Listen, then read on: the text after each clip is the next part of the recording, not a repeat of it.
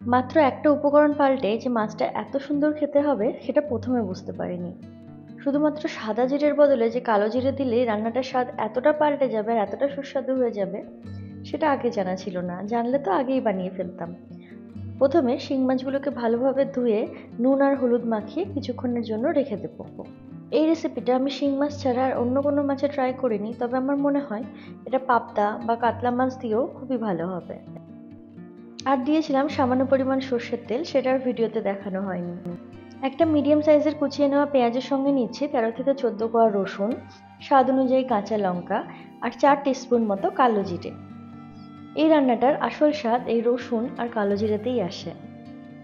আমি এটা শিং মাছ দিয়ে বানিয়েছি, তবে আপনারা যদি অন্য কোনো মাছ দিয়ে রেসিপিটা ট্রাই করে থাকেন তাহলে আমাকে কমেন্টে অবশ্যই জানাতে ভুলবেন না।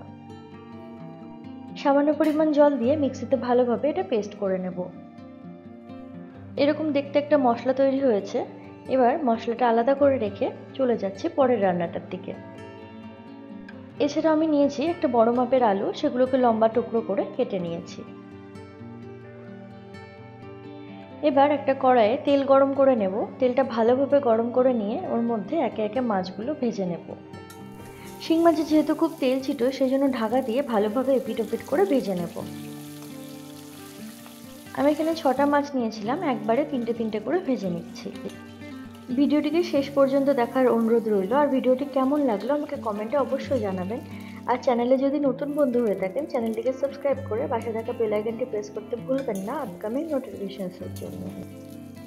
মাছগুলো ভেজে তুলে নিয়ে আলুগুলো একটু লাল লাল করে ভেজে আলাদা করে তুলে রাখবো। আলুগুলো এখানে আমাদের একটু প্রথমেই লাল করে ভেজে নিতে হবে, নইলে পরে মাছের সঙ্গে ভালোভাবে সেদ্ধ হবে না। আলু তুলে নেওয়ার পরে ওর মধ্যে দিয়ে দিলাম হাফ টিস্পুন মতো কালো জিরে আর একটা ছোট সাইজের পেঁয়াজ কুচিয়ে নেওয়া।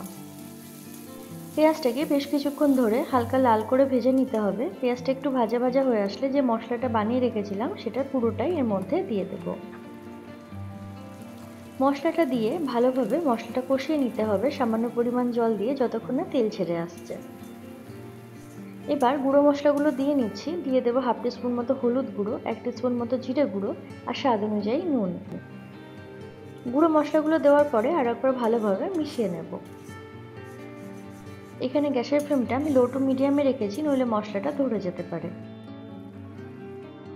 মশলা থেকে তেল ছাড়তে শুরু হলে এর মধ্যে 2টো কাঁচা লঙ্কা ফাটিয়ে নিয়ে দিয়ে দিচ্ছি। যেহেতু এর আগেও মশলার মধ্যে কাঁচা লঙ্কা দিয়েছিলাম, সেই জন্য ঝালের পরিমাণটা অবশ্যই স্বাদ অনুযায়ী দেবেন। মশলাটা বেশ ভালোভাবে শুকিয়ে এসেছে, তেলও ছেড়ে দিয়েছে। এরপরে যে আলুগুলো ভেজে রেখেছিলাম সেগুলোর মধ্যে দিয়ে ভালোভাবে একবার কষিয়ে নেব।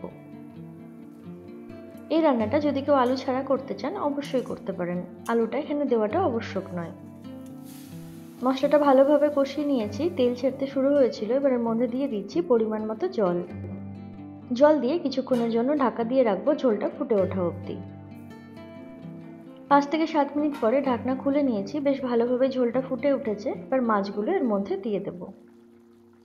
এই রান্নাটা খুব একটা বেশি ঝোলের হয় না, একটু গামাখা মতোই হয়, সেজন্য জলের পরিমাণটা আন্দাজ করে দিতে হবে। মাছগুলো দেওয়ার পরে মিনিট 7 জন্য ঢাকনা দিয়ে জলটা শুকিয়ে নিলেই তৈরি আমাদের কালো জিরে দিয়ে শিং মাছ। আশা করছি ভিডিওটা আপনাদের ভালো লেগেছে। যদি ভালো লেগে থাকে অবশ্যই চ্যানেলটিকে সাবস্ক্রাইব করে নেবেন। আজকে চলি, দেখা হবে নতুন কোনো ভিডিওতে অন্য কোনো রেসিপির সঙ্গে। টাটা।